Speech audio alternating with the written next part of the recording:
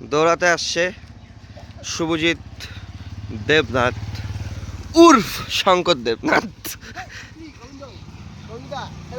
হে, আজকে হচ্ছে আমাদের কি ডে 2 অফ ব্লগিং আর ডে 3 অফ রানিং, ঠিক আছে? তো আমরা যে চলছি আমাদের রানিং প্লেসের দিকে, এরকম কুয়াশা চলছে।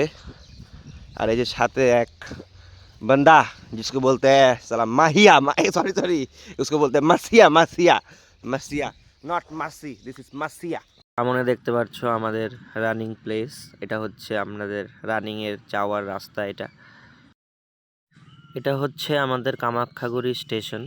তো আমরা ওয়ার্কআউট শেষ করার পর এই স্টেশন দিয়ে আমাদের বাড়ির উদ্দেশ্যে রওনা দিই। তো আজকের ওয়ার্কআউট হয়ে গেছে, তো আমরা এখন বাড়ির দিকে চলে যাচ্ছি। তো ব্লগটাতে তোমরা থাকো। তো ব্লগটা এখন শেষ হয়ে যাচ্ছে, প্রায় আমাদের ওয়ার্কআউট শেষ। এখন মুখ ঠুক ধুয়ে নিচ্ছি, জল টল খেয়ে নিচ্ছি। তারপরে দেখতে পেলাম রাস্তার মধ্যে একটা মাছের দোকান। তো এই যে ভাইটা সকাল সকাল গাড়িটা ধুচ্ছে, নিজের গাড়ি নিজেই ধুচ্ছে।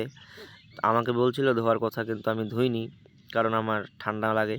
তো এই ভাইটা একা একাই গাড়িটা ধুচ্ছে, কোনো রকমে গাড়িটা ধুচ্ছে আর কি। মানে নতুন গাড়ি, তাও মানে ধুতে তো লাগবেই। এরকম একটা ম্যাজিক দেখতে পারবে তোমরা এখনই একটা। তো এই দিকে আকাশটা দেখো কালো, আর এই দিকটা দেখো একদম নীল আকাশ। তো এটা হচ্ছে ম্যাজিক, একদিকে কালো আরেকদিকে নীল। তারপরে আমরা চলে গেলাম আমাদের ক্রিসমাসে। আমাদের বাড়ির পাশেই এই ক্রিসমাসটা হয়। তো এই ক্রিসমাসে গেলাম, কিন্তু আমাদের ভাগ্যটা এতই খারাপ যে এত কুয়াশার কারণে সব লোকজন বাড়িতে এখান থেকে চলে গিয়েছে, এবং আমরা শুধু কুয়াশা ছাড়া, ফাঁকা ময়দান ছাড়া আমরা কিছুই দেখতে পাইনি। যাই হোক, अगली बार हम लोग देखेंगे ज़रूर और इन्जॉय भी करेंगे। तो इस साल हमारा बुरा हुआ तो क्या हुआ, कम बैक करेंगे। ভিতরের ডেকোরেশনটা খুবই সুন্দর করেছে, খুব মানে খুব সুন্দর।